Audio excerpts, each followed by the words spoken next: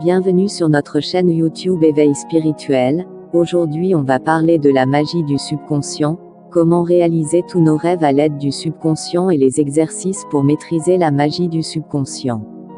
Si vous êtes nouveau sur cette chaîne YouTube, n'oubliez pas de vous abonner, alors commençons. L'autosuggestion ou le mystère du subconscient. Je voudrais expliquer le mystère du subconscient et l'utilisation de son potentiel. 1. Conscience et subconscience. A. Leur rôle respectif. La conscience siège aussi dans le psychisme et a le cerveau pour support de manifestation dans le corps physique. Ce support se situe donc dans la tête. Le subconscient est aussi une propriété du psychisme et a pour support de manifestation dans le corps physique le cervelet, dans la partie postérieure de la tête. Nous nous occuperons surtout de la fonction psychologique du cervelet, donc du subconscient, en tenant compte de son usage pratique en magie. Chez tout homme conscient de ses 5 sens, la sphère de la conscience est intacte, c'est-à-dire qu'il est en état de faire un usage constant des fonctions de sa conscience. Ainsi que nous le savons, dans l'univers il n'existe pas de force et par conséquent dans l'homme non plus qui n'est son contraire. Aussi, peut-on considérer le subconscient comme le contraire de la conscience. Ce que nous considérons comme étant les attributs de la conscience, la capacité de penser, de vouloir, de sentir, de raisonner, d'avoir des aspirations spirituelles possèdent dans le subconscient, son contraire. Du point de vue de l'évolution, nous pouvons donc considérer le subconscient comme notre ennemi. La force motrice ou impulsion de tout ce qui s'oppose à cette évolution, nos passions. Par exemple, où nos défauts et nos vices provient justement du subconscient. B. Nécessité de maîtriser le subconscient. Par conséquent, la tâche de l'élève dans l'exercice d'introspection consiste à analyser l'activité du subconscient. Ce travail est d'un grand profit dans la mesure où il acquiert dans ce domaine une parfaite assurance du fait de sa propre réflexion ou de sa propre méditation. Le subconscient est donc la force motrice de tout ce qui entrave l'évolution. 2. Procédés tendant à cette maîtrise. Nous allons donc apprendre, à présent, comment transmuter ce qui, en nous, est hostile à notre évolution et ce, jusqu'à un point tel qu'il ne nous cause non seulement aucune entrave mais qu'il contribue aussi à la réalisation de nos désirs. A. La suppression des notions d'espace et de temps.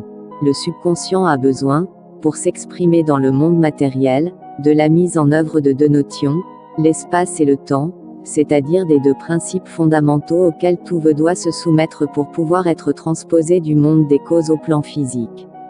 Si nous ôtons donc au subconscient ce qui lui permet de manifester sa propre nature hostile, dans le monde matériel, c'est-à-dire l'espace et le temps, sa polarité négative cesse alors d'exercer son influence sur nous, et nous sommes par conséquent en mesure de réaliser nos désirs par son concours. Ce déclenchement soudain de l'action positive du subconscient est la clé de l'utilisation pratique de l'autosuggestion.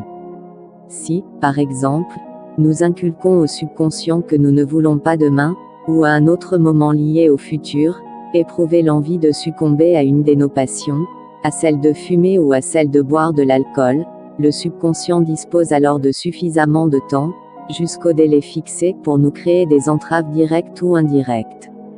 Dans la plupart des cas, notamment quand la volonté n'est pas développée ou qu'elle est faible, le subconscient réussira presque toujours à nous prendre au dépourvu ou à provoquer un échec. Par contre, si nous lui ôtons les concepts de temps et d'espace lors de nos injonctions, seule la partie positive du subconscient se met à agir, la conscience se soumet alors à cette action et notre désir sera couronné de succès. Connaître donc tout le mécanisme de l'activité positive du subconscient et s'en aider sont de la plus grande importance pour la formation magique, et par conséquent, cela ne doit pas être oublié lors de la pratique de l'autosuggestion. B. Une injonction formulée au temps présent et au positif. Pour ce faire, l'injonction choisie ne doit être exprimée qu'au temps du présent et au positif. Par conséquent, on ne dira pas « j'arrêterai de fumer, de boire », mais « je cesse de fumer, je cesse de boire », ou aussi « l'envie de fumer disparaît », ou « l'envie de boire disparaît », suivant ce que l'on veut se suggérer. La clé de l'autosuggestion réside donc dans la formulation au présent et au positif.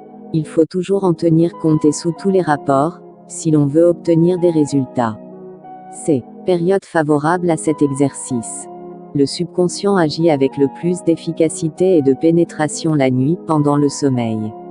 Quand l'être humain dort, l'activité de la conscience est arrêtée, de sorte que celle du subconscient s'accroît. C'est donc juste avant de s'endormir, alors que le corps est là, mais aussi immédiatement après le réveil, quand on est encore à moitié endormi, que l'on est le plus réceptif à l'autosuggestion. Cependant, cela ne signifie pas que d'autres moments de la journée ne conviennent pas, mais que ces deux périodes sont les plus favorables car le subconscient est le plus réceptif. C'est pourquoi le mage ne s'endormira jamais en pensant à un chagrin, à des soucis, à la fatigue, et il se gardera d'émettre des pensées négatives car le subconscient obéit aux pensées qui occupent le mental avant le sommeil. D. Une aide, la chaînette de perles ou le cordon à nœud avant de passer à la pratique de l'autosuggestion. Fabriquez-vous une chaînette avec des perles en bois ou en verre, 30 à 40 perles environ. Si la confection d'une chaînette de perles vous est impossible, un cordon auquel vous faites 30 à 40 nœuds suffit. Cette chaîne ou ce cordon sert exclusivement à nous dispenser de compter lors de la répétition de la formule de suggestion afin que notre attention ne soit pas perturbée. Cette petite astuce peut aussi contribuer à dénombrer le nombre de fois pendant lesquelles le mental s'égare lors des exercices de concentration et de méditation. Dans ce cas, on avance d'une perle à chaque interruption. La mise en œuvre de l'autosuggestion est très simple. Si vous avez formulé ce que vous désirez obtenir en une phrase très courte, en tenant compte du présent et de la forme positive, comme par exemple, je vais mieux de jour en jour, ou mon envie de fumer disparaît de jour en jour, ou mon envie de fumer ou de boire disparaît, ou je suis en bonne santé.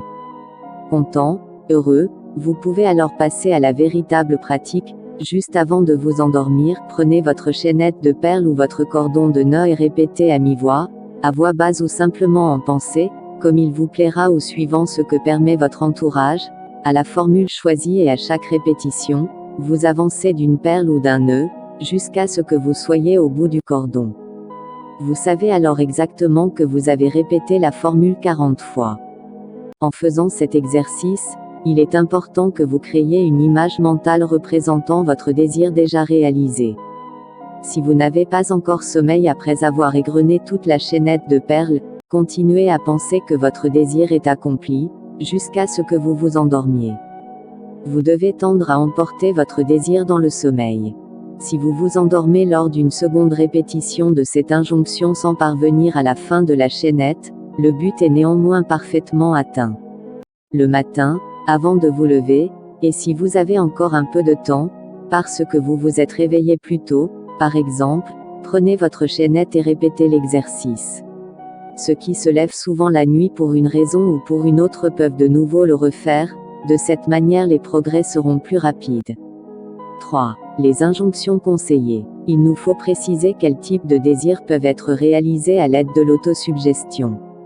Une règle générale s'applique à ce sujet, tout désir qui concerne le mental, le psychisme ou le corps physique peut s'accomplir, par exemple, l'ennoblissement du caractère, la lutte contre les aspects négatifs de notre nature, les vices, les disharmonies, la maladie, l'annihilation ou l'amélioration de dispositions diverses, le développement d'aptitudes, etc. Toutefois, les désirs qui n'ont rien à voir avec la structure de l'être comme, par exemple, les gains de loterie, etc., ne peuvent être réalisés. Ne passez au choix d'une nouvelle injonction que lorsque vous avez obtenu un succès tout à fait satisfaisant avec la précédente. Celui qui fait les exercices sérieusement et régulièrement sera convaincu en peu de temps de l'action bénéfique de l'autosuggestion et il appliquera cette méthode toute sa vie. Merci d'avoir regardé la vidéo jusqu'à la fin, et n'oubliez pas de partager la vidéo à vos proches.